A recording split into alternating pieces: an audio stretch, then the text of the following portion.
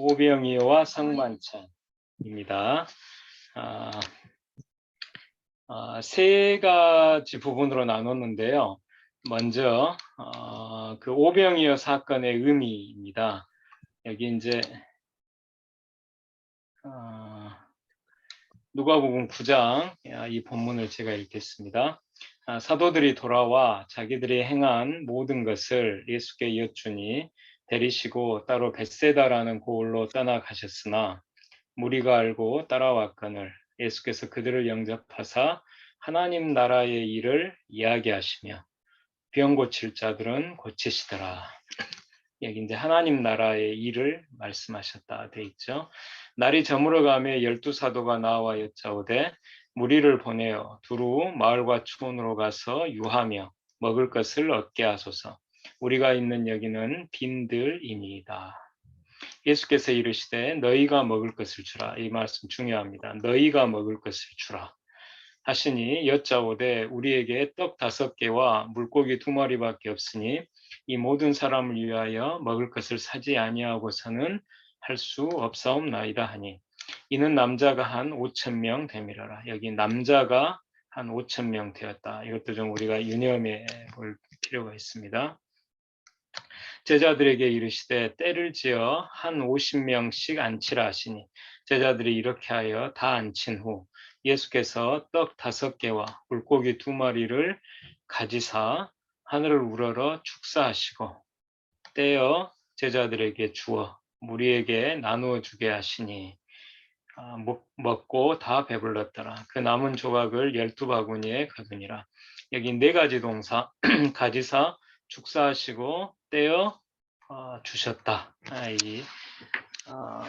그래서 여기 또 특히 제자들에게 주셔서 제자들이 무리에게 나눠주게 하셨다는 이것도 우리가 좀 유념해 봐야 됩니다. 그러니까 예수님이 무리에게 직접 나눠주신 게 아니라 제자들에게 주셔서 제자들이 무리에게 나눠주도록 하신 것이죠. 예수님은 벳세다 인근의 빈들에서 무리에게 하나님의 나라를 가르치시며 병자들을 고치시는데 날이 저물어가자 12사도가 예수님께 무리를 보내어 두루 마을과 촌으로 가서 유하며 먹을 것을 얻게 하소서라고 말씀드립니다. 예수님은 너희가 먹을 것을 주라 라고 말씀하십니다. 그러자 제자들은 자신들에게 떡 5개와 물고기 2마리밖에 없기 때문에 이것으로는 성인 남자만 해도 5,000명이나 되는 무리를 먹일 수 없다고 말씀드립니다. 그렇지만 예수님은 제자들로 하여금 무리를 한 50명씩 때를지 앉히게 하신 후에 떡 5개와 물고기 2마리를 가지시고 하늘을 우러러 축사하신 후에 축사하셨다는 건 감사하신 후에 떼어서 제자들에게 주어 무리에게 나눠주게 하십니다. 그러자 모든 사람이 먹고 다 배부르게 되었으며 그 남은 조각을 12바구니에 거둡니다. 그럼 이 오병이어 사건의 의미는 무엇일까요? 첫째, 예수님은 하나님의 아들 그리스도시라는 진리를 드러내는 데 있습니다. 그렇게 보는 근거는 이 오병이어 본문 바로 앞에, 오병이어 본문 바로 앞에서 헤롯이 예수님에 대해 이 사람이 누군가라고 묻고 있어요. 그리고 이 오병이어 본문 바로 뒤에서는 예수님이 제자들에게 무리가 나를 누구라고 하느냐, 이거 타가 있네요. 누구라고 하느냐라고 물으신 후에 너희는 나를 누구라고 하느냐라고 다시 물으시는데 이 질문에 대해 베드로가 하나님의 아들 그리스도시니이다라고 대답하기 때문입니다. 그러니까 지금 이 오병이어 본문 바로 앞과 바로 뒤에서 예수님이 누구신가 하는 그 대화가 감싸고 있는 것이죠. 그러니까 이 오병이어 본문을 가운데 두고 그 바로 앞과 바로 뒤에서 예수님은 누구신가 라는 그 대화가 감싸고 있는데 바로 그 예수님은 베드로의 대답처럼 하나님의 아들 그리스도 신이다 하는 것이죠. 다시 말해서 예수님이 누구신지를 드러내는 것이 바로 오병이어 본문인데 이 오병이어 본문을 이 사건을 목격한 베드로의 고백처럼 예수님은 하나님의 아들 그리스도이신 것입니다.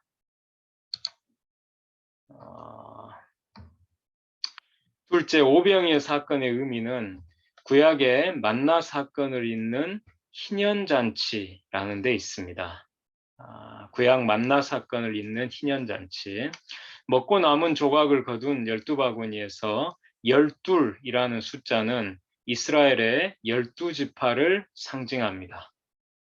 그 이스라엘 민족이 애굽에서 나온 후에 광야에서 하나님이 내려주신 만나를 골고루 먹은 것처럼 이제 무리가 빈들에서 예수님이 떡 5개와 물고기 2마리로 나누어 주시는 것을 골고루 배불리 먹습니다.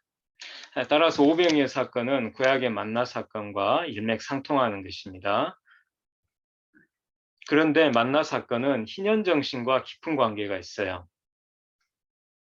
왜냐하면 만나를 하루치 양식으로 한 사람의 한 오멜씩 거두었는데 그 거둔 것이 많기도 하고 적기도 하나 오멜로 되어본 즉 많이 거둔 자도 남음이 없고 적게 거둔 자도 부족함이 없이 각 사람은 먹을 만큼만 거두게 된 것은 많이 거둔 자가 다음 날까지 만나를 남겨 축적하더라도 벌레가 생기고 냄새가 나서 먹을 수 없었으므로 가족 몫을 초과하는 만나를 이제 적게 거둔 자에게 나누어 주었기 때문입니다. 그러니까 만나를 자기 가족 몫을 초과하여 많이 거둔 사람들이 그 초과분을 적게 거둔 자에게 나누어 주었다는 겁니다.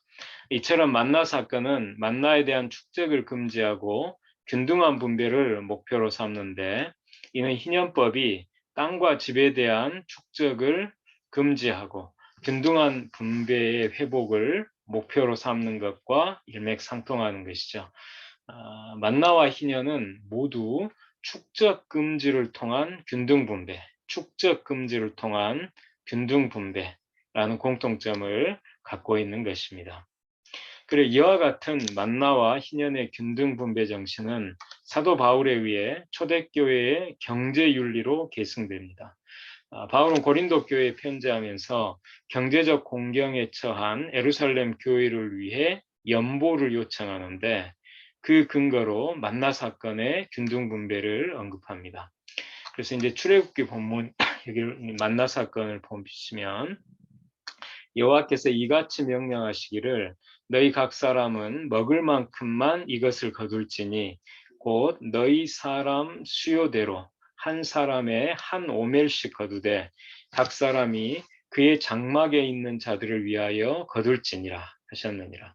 이스라엘 자손이 그같이 하였더니 그 거둔 것이 많기도 하고 적기도 하나 오멜로 되어본즉 많이 거둔 자도 남음이 없고 적게 거둔 자도 부족함이 없이 각 사람은 먹을 만큼만 거두었더라. 여기서 어떻게 해서 많이 거둔 자가 남음이 없고 적게 거둔 자가 부족함이 없게 되었는가 하면 아까 말씀드린 것처럼 많이 거둔 자가 그것을 다음 날까지 그 만나를 남겨서 축적하더라도 그 만나가 냄새가 나고 벌레가 생겨서 먹을 수 없게 되었기 때문에 이 사실을 이제 학습하게 된 이스라엘 사람들은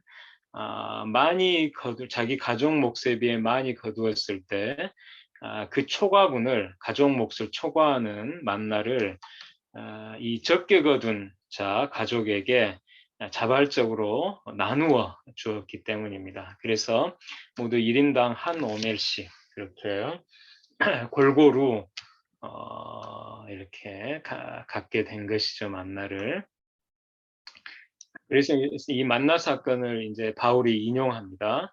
이는 다른 사람들은 평안하게 하고 너희는 공고하게 하려는 것이 아니요 균등하게 하려 함이니 여기 균등 이것이 이제 바울의 경제 윤리입니다.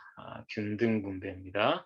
균등하게 하려 함이니 이제 너희의 넉넉한 것으로 그들의 부족한 것을 보충함은 여기 이제 너희는 고린도 교회를 말하고 그들은 예루살렘 교회를 말하죠. 지금 예루살렘 성도들이 기근에 처하여 많이 궁핍한 상태에 있었습니다. 그래서 이제 너희의 넉넉한 것으로 그들의 부족한 것을 보충함은 후에 그들의 넉넉한 것으로 너희의 부족한 것을 보충하여 균등하게 하려 함이라. 다시 균등이라는 단어가 또 한 번 쓰이죠. 이 두 번 반복됩니다. 동일한 단어가 균등. 기록된 것 같이 많이 거둔 자도 남지 아니하였고 적게 거둔 자도 모자라지 아니하였느니라.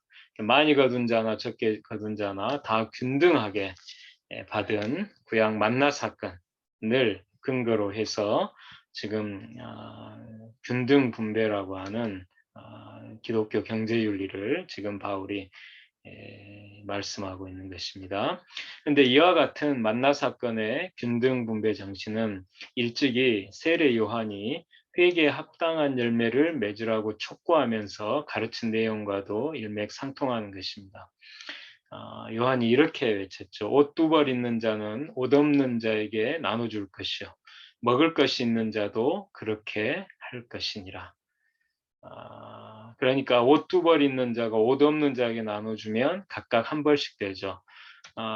먹을 것 이제 두 사람 몫이 있는 자가 먹을 것 없는 자에게 나눠주면 역시 한 사람씩 이렇게 골고루 그렇게 먹을 수 있게 되겠죠.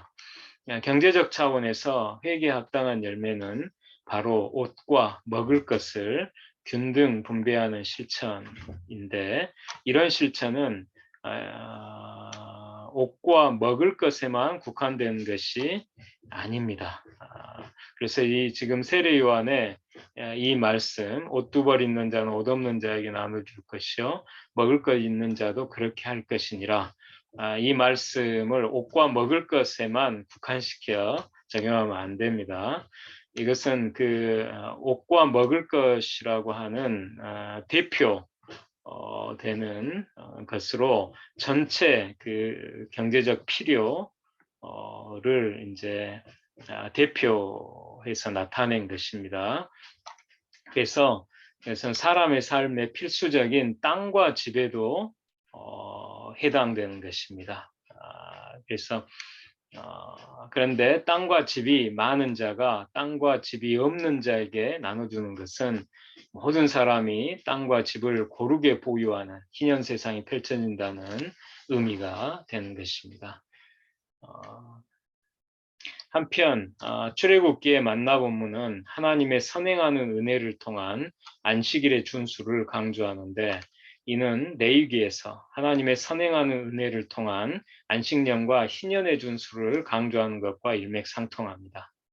여섯째 날에 하나님이 각 사람에게 평상시에 갑절로 두 오멜씩 거둘 수 있게 만나를 내려주심으로써 다음 날인 안식일에는 거두지 않고 안식하게 하신 것처럼 안식년과 희년이 연달아 오기 직전 해에 하나님은 평상시에 세 배로 소출을 거둘 수 있게 해주심으로써 안식년과 희년의 2년 연속 농사를 짓지 않고 휴경에서 안식할 수 있게 해주실 것이라고 지금 약속을 하셨습니다. 요컨대 만나와 희년은 축적 금지를 통한 균등 분배라는 공통점이 있고 이는 세례 요한과 사도 바울의 가르침에 그대로 반영됩니다. 또한 만나와 희년은 안식일, 안식년, 희년의 준수를 위한 하나님의 선행하는 은혜라는 공통점이 있어요. 이처럼 동일하신 하나님은 구약에서 출애굽 이스라엘 민족이 광야에서는 만나 공동체를 이루고 약속의 땅에서는 희년 공동체를 이루게 하셨습니다.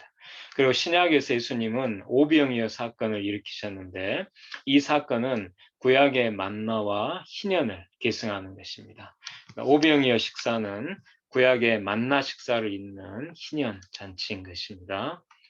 두 번째 이제 오병이어와 성만찬입니다. 누가복음 22장입니다. 또 떡을 가져 감사기도 하시고 떼어 그들에게 주시며 이르시되 이것은 너희를 위하여 주는 내 몸이라. 너희가 이를 행하여 나를 기념하라 하시고 저녁 먹은 후에 잔도 그와 같이 하여 이르시되 이 잔은 내 피로 세우는 새 언약이니 곧 너희를 위하여 붓는 것이라. 여기 붓는다. 이 표현 우리가 좀 주목해야 됩니다. 그리고 여기도 이제 가져 감사하기도 하시고 축사하시고 떼어 주셨다. 이게 네 가지 동사 똑같이 나오고, 그리고 너희를 위하여 주는 내 몸, 내 피로 세우는 새 언약, 이 말씀 우리가 주목해야 합니다. 예수님은 십자가에 못 박히시기 전날 밤에 제자들과 함께 유월절 식사를 하십니다. 이 성만찬에서 예수님은 떡을 제자들에게 나눠주시면서 이것은 너희를 위하여 주는 내 몸이라고 말씀하시고, 잔도 나눠주시면서 이 잔은 내 피로 세우는 새 언약이니 곧 너희를 위하여 붓는 것이라 라고 말씀합니다. 내 몸, 내 피라는 예수님의 말씀에서 성만찬은 예수님의 몸과 피가 드려지는 십자가의 대속적인 죽음을 상징한다는 것을 알 수 있습니다. 십자가 죽음의 대속적인 의미는 너희를 위하여, 여기 너희를 위하여 주는 내 몸, 내 피, 여기도 너희를 위하여라는 단어가 지금 두 개 반복되어 있죠. 너희를 위하여 붓는 것이라는 말씀에서 확인됩니다. 그러니까 우리를 위하여 대속의 죽음을 당하신 것이 십자가라는 것입니다. 예수님은 너희를 위하여, 곧 우리를 위하여 자신의 몸을 주시고 피를 부으신 것입니다. 특히 피를 붓는으로 번역된 헬라어 동사 기본형 에케오는 구약 히브리어 성경을 헬라어로 번역한 70인경에서 속죄 제물의 피를 쏟는 행위에 사용되었어요. 그래서 십자가 죽음의 대속적인 의미는 더욱 명백합니다. 그러니까 70인경에서 속죄 제물의 피를 쏟는 그 단어가 바로 예수님이 여기서 너희를 위하여 붓는 것이라고, 내 피를 붓는 것이라고 이렇게 말씀하신 데서 십자가 죽음의 대속적인 의미가 더욱 명백해지는 것입니다. 그러니까 예수님은 자신의 몸을 속죄 제물로 바로 우리의 대속을 위해서 드리셨다는 것입니다. 그런데 오병이어와 성만찬 본문에는 동일하게 가지사, 축사하시고 떼어 주어 라는 이 네 가지 동사가 사용됩니다. 거기 사용된 헬라어 동사들 가운데 두 가지는 동일하고 나머지 두 가지는 두 본문 사이에 서로 다르긴 하지만 그 뜻은 같아요. 그러니까 여기 지금 아까 오병이어 본문에서 누가복음 9장 예수께서 떡 5개와 물고기 2마리를 가지사 하늘을 우러러 축사하시고 떼어 제자들에게 주어 돼 있는데, 지금 이 성만찬 누가복음 22장 이 본문에서는 또 떡을 가져 감사기도 하시고 떼어 그들에게 주시며 라고 이게 돼 있는 거예요. 그래서 여기 지금 이제 가지사 람바노, 이 가져 람바노 이 단어는 똑같죠. 그 다음에 축사하시고 이게 여기가 에블로게오, 그 다음에 여기서는 에프카리스테오 이렇게 해서 좀 단어는 다르지만 뜻은 같아요. 그 다음에 떼어 카타클라오, 여기는 클라오 비슷한 단어입니다. 이거. 그 다음에 주어 디도미 같은 단어예요. 그리고 이것은 엠마오의 식사에 그대로 이어져요. 예수님이 두 제자와 함께 식사하실 때 가지사 축사하시고 떼어 주신 것입니다. 엠마오 식사, 그러니까 부활하신 후에도 예수님이 이제 부활하신 후에 그 제자들과 함께 음식 잡수실 때 떡을 가지사 축사하시고 떼어 그들에게 주시니, 이렇게 해서 이제 네 가지 동사가 순서대로 좀 같아요. 이에 대해서 이제 유진 피터슨이 쓴 책 부활, 일상에서 만나는 살아계신 그리스도에 잘 정리되어 있습니다. 여기 이제 그대로 인용했는데요. 영국 성공의 수도사였던 돔 그레고리 딕스는 1941년에 발표한 논문을 통해 성찬의 형식이라는 표현을 소개했습니다. 물론 성경과 예배를 연구하는 다른 이들 또한 이것을 인식했어요. 하지만 성찬의 형식을 매우 인상적으로 묘사하여 제시했다는 점에서 그의 글은 진일보합니다. 그는 이 형식이 성찬의 형식이 함축하는 모든 의미를 탐구했습니다. 그의 이 놀라운 논문을 능가하는 연구는 아직 나오지 않았습니다. 그가 우리로 하여금 주목하게 하는 부분은 이것입니다. 각기 다른 네 번의 경우에 예수님이 식사 때 보이신 행동이 모두 네 개의 동사들로 묘사되고 있다는 점입니다. 첫 번째는 5천 명의 군중을 먹이셨을 때입니다. 예수께서 무리들을 자리에 앉히시고 떡 5개, 물고기 2마리라는 얼마 안 되는 음식을 손에 드셨습니다. 마태는 이렇게 기록합니다. 떡 5개와 물고기 2마리를 가지사 하늘을 우러러 축사하시고 떡을 떼어 제자들에게 주심에 제자들이 무리에게 주니. 여기 사용된 4개의 동사는 가지사, 축사하시고 떼어 주셨다는 것입니다. 두 번째 이야기는 4천 명의 배고픈 군중을 먹이신 사건입니다. 이번에도 준비된 음식은 미미하기 짝이었습니다. 7개의 떡과 물고기 몇 마리뿐이었습니다. 예수님은 이전과 마찬가지로 무리를 앉히신 후 떡 7개와 그 생선을 가지사 축사하시고 떼어 제자들에게 주셨습니다. 그리고 제자들은 그것을 무리에게 가져다 줍니다. 가지사, 축사하시고 떼어 주는 이 네 가지 동작이 동일한 순서로 나타나고 있습니다. 세 번째 이야기는 예수님이 잡히시던 목요일, 곧 최후의 만찬이 있었던 저녁입니다. 때는 6월절 저녁이었고 예수님은 12제자들과 함께 계셨습니다. 그 이야기는 이렇게 진행됩니다. 그들이 먹을 때 예수께서 떡을 가지사 축복하시고 떼어 제자들에게 주시며 여기서도 마찬가지로 가지사 축복하시고 떼어 주셨습니다.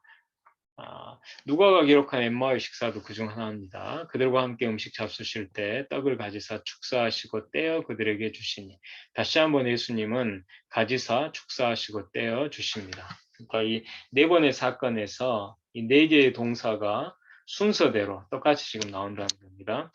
그런데 요한복음에서 오병이어 사건이 기록된 6장에 의하면 예수님이 오병이어 기적을 베푸시자 유대인들은 만나를 이야기하고 이에 대해 예수님은 인자의 살을 먹고 인자의 피를 마시는 성찬을 말씀하십니다.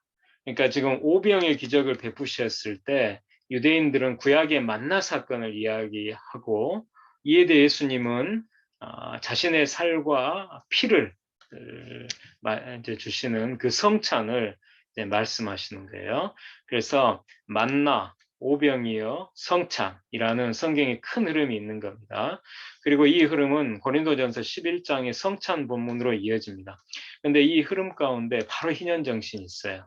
그래서 간단하게 세 가지로 요약할 수 있습니다. 첫째, 공관복음에서는 오병이어 사건과 성만찬 사이의 연관성이 가지사, 축사하시고 떼어 주셨다는 네 가지 동사가 공통적으로 사용된 것에 의해 명확하게 드러납니다. 둘째, 만나 사건과 오병이어 사건과 성만찬에는 모든 사람이 골고루 나누어 먹는다. 모든 사람이 골고루 나누어 먹는다는 희년정신이 담겨 있어요. 그리고 이 희년정신은 고스란히 교회의 성찬에도 이어집니다. 셋째, 그래서 사도 바울은 고린도전서 11장 본문에서 고린도 교회 성도들에게 성찬을 제대로 지킬 것을 권면하면서 가난한 사람들도 함께 먹고 마실 수 있도록 배려하는 것이 매우 중요하다고 강조합니다. 그러니까 이 11장 본문 이 배경은 부한 사람들이 먼저 와서 포도주를 진탕 마시고 그리고 음식을 자기들끼리 다 먹어버리니까 이제 이 가난한 사람들은 이제 일을 마치고 나중에 오게 될 수밖에 없는데 나중에 굶주린 채로 이 가난한 사람들이 이 성찬에 와서 포도주도 빵도 아무것도 남지 않은 채 않았기 때문에 그래서 이제 먹지 못하고 마시지 못한 상태로 그렇게 성찬이 시행되고 있었던 것을 지금 사도 바울이 강하게 비판하면서 너희들이 그렇게 한 결과 너희 중에 잠자는 자가 적지 아니하다. 잠자는 자란 죽은 자를 말합니다. 그러니까 성찬이 이렇게 가난한 사람들을 배려하지 않고 부한 자들이 자기들끼리만 진탕 먹고 마시는 것으로 변질됐을 때 그 질병과 죽음이 그 고린도 교회 공동체에 오게 되고, 그래서 많은 사람들이, 적지 않은 사람들이 죽게 되었다. 이런 의미를 지금 이야기하고 있습니다. 그래서 반드시 성찬 때 가난한 사람들도 함께 먹고 마실 수 있도록 그렇게 배려해야 한다. 정 배가 고프면 너희 부한자들, 너희들 정 배가 고프면 아예 집에서 먹고 오라. 그렇게까지 이야기를 합니다. 그래서 가난한 사람들, 늦게 올 수밖에 없는 노예라든가 또 여러 가지 생계를 위한 일 때문에 늦게 성찬에 올 수밖에 없는 그 가난한 사람들도 충분히 먹고 마실 수 있도록 빵과 포도주를 이렇게 준비를 해 놓아야 한다. 부자 너희들끼리만 그렇게 먹고 마시면 안 된다. 이렇게 지금 강조를 하고 있는 거예요. 요컨대 만나 사건과 오병이어 사건, 또 성만찬과 성찬은 한마디로 희년잔치입니다. 하나님 앞에서 하나님의 백성과 함께 가난하여 먹지 못하는 사람도 없고, 또 부유하여 혼자서만 너무 많이 먹는 사람도 없이 모두가 골고루 먹고 마시며 기뻐하는, 그래서 하나 되는 희년잔치입니다. 그리고 이 희년잔치는 바로 하나님 나라 잔치죠. 그래서 오늘날 교회의 성찬식에 참여할 때 우리를 위하여 자신의 몸을 주시고 피를 부어 대속해 주신 예수님의 십자가 죽음에 감사하고, 또한 만나와 희년과 오병이어에 담긴 균등 분배의 정신을 생각하면서 교회와 사회의 가난한 사람들을 위해, 이 가난한 사람들을 위해 기도하는 마음으로 성찬에 참여해야 마땅합니다. 성찬식 가운데 드리는 기도에서 희년의 하나님 나라가 교회와 사회에 임하기를 간구한다면, 그 기도를 통해 성찬에 담긴 희년잔치, 하나님 나라 잔치의 의미를 살릴 수 있을 것입니다. 그다음에 이제 마지막 세 번째, 오병이어와 코이노니아입니다. 예수님의 오병이어 기적과 초대교회의 코이노니아, 이 둘 사이에는 깊은 연관성이 있습니다. 그래서 몇 가지로 정리할 수 있는데요. 첫째, 예수님이 오병이어 기적을 베푸신 남자들의 수가 5천 명인데, 사도행전 4장에서 초대교회 코이노니아에 동참한 남자들의 수 역시 5천 명입니다. 여기 사도행전 4장, 사도들이 백성에게 말할 때 제사장들과 성전 맡은 자와 사두개인들이 이르러 예수 안에 죽은 자의 부활이 있다고 백성을 가르치고 전함을 싫어하여, 여기 이제 예수 안에 죽은 자의 부활이 있다. 지금 부활, 예수 안에 죽은 자의 부활이 있다. 이게 좀 핵심입니다. 부활. 그들을 잡음에 날이 이미 저물었으므로 이튿날까지 가두었으나 말씀을 들은 사람 중에 믿는 자가 많으니 남자의 수가 약 5천이나 되었더라. 사도행전에서도 지금 이제 남자의 수 5천 명을 얘기를 하죠. 여기서 사도들은 예수 안에 죽은 자의 부활이 있다고 가르쳤고, 그 부활의 증언을 들은 사람 중에 믿는 남자의 수가 약 5천 명이나 되었습니다. 그래서 이것은 아까 오병이어 사건에서 누가복음에서도 남자의 수 5천 명, 그거가 수가 좀 똑같아요. 그리고 그들이 이어지는 사도행전 4장의 이 코이노니아에 동참했던 것이죠. 그래서 이 사도행전 4장의 이 코이노니아는 잘 아시듯이 사도들이 이제 이 부활을, 그리스도의 부활을 증언을 했을 때 믿는 무리가 큰 은혜를 받아서 집들과 땅들이 있는 사람들이 그것을 팔아서 판 값을 사도들의 발 앞에 두매 사도들이 그것을 궁핍한 사람들에게 나누어 주니까 그 가운데 가난한 자가 없게 되었다. 이제 이 초대교회 코이노니아를 말합니다. 그래서 그 코이노니아에 동참했던 사람들이 지금 남자의 수 5천 명인 거죠. 둘째, 예수님이 오병이어 기적을 통해 무리들의 굶주림을 해결해 주신 것처럼 초대교회는 코이노니아를 통해 믿는 무리의 궁핍함을 해결해 주었습니다. 오병이의 기적에서 무리들이 단 한 사람도 배고픈 사람이 없이 모두 배불리 먹게 된 것처럼 초대교회의 코이노니아에서도 믿는 무리는 단 한 사람도 가난한 사람이 없게 되었던 것이죠. 이런 공통점이 있는 것입니다. 그러니까 여기서도 사실은 그 주체는 이제 하나님이십니다. 그러니까 성자 하나님, 예수님이 오병이의 기적을 통해 이제 무리들의 굶주림을 해결해 주신 것처럼 이 초대교회에서도 이제 성령 하나님이 이 초대교회 코이노니아를 통해서 믿는 무리의 궁핍함을 해결해 주신 것입니다. 셋째, 오병이의 기적에서 사도들이 예수님께로부터 받아서 무리들에게 빵과 물고기를 나누어 준 것처럼 초대교회 코이노니아에서도 사도들이 넉넉한 성도들로부터 받아서 가난한 성도들에게 그 필요를 따라 나누어 줍니다. 오병이의 기적에 앞서 예수님은 사도들에게 너희가 먹을 것을 주라 라고 지금 말씀을 하셨죠. 오병이의 본문에서 너희가 먹을 것을 주라라고 먼저 말씀하셨는데 바로 이 말씀대로 이 사도들이 초대교회, 예루살렘 초대교회에서도 바로 이 사도들이 먹을 것을 이 초대교회의 그 성도들에게 나누어 주는 것입니다. 그리고 부활하신 후에는 디베리아 호수에서 7 제자에게 나타나셔서 물고기를 153마리나 잡도록 기적을 베푸십니다.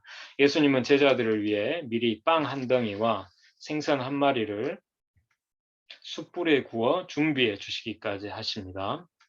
제자들에게 빵과 생선을 가져다 주시면서 조반을 들게 하신 후에 베드로에게 네가 이것들보다 나를 더 사랑하느냐 하는 질문을 하십니다. 이제 개역 개정에는 네가 이 사람들보다 나를 더 사랑하느냐, 마치 이제 제자들 사이에 그 주님에 대한 사랑의 경쟁을 시키시는 것으로 좀 오해될 수 있는 그런 번역이 지금 기재되어 있고, 그 각주에 네가 이것들보다 나를 더 사랑하느냐 이렇게 지금 각주에 그렇게 달려 있어요. 근데 이제 여기 쓰인 이 헬라어가 이 두 가지, 이 사람들보다 혹은 이것들보다 이렇게 두 가지로 다 번역될 수 있는데, 문맥의 흐름상 이것들보다로 이렇게 해석하는 것이 맞습니다. 그러니까 이 사람들보다가 아니라 이것들보다, 이제 물고기를 가리키는데요. 이것들보다 나를 더 사랑하느냐? 라는 그 질문을 하신 것을 이해하는 것이 더 타당합니다. 여기서 이것들은 작은 물고기들을 가리킵니다. 예수님이 베드로에게 네가 이 물고기들보다 나를 더 사랑하느냐? 라고 질문하신 이유는 베드로가 부활하신 예수님을 만났음에도 불구하고 여전히 물고기 잡는 것에 마음이 온통 쏠려 있었기 때문입니다.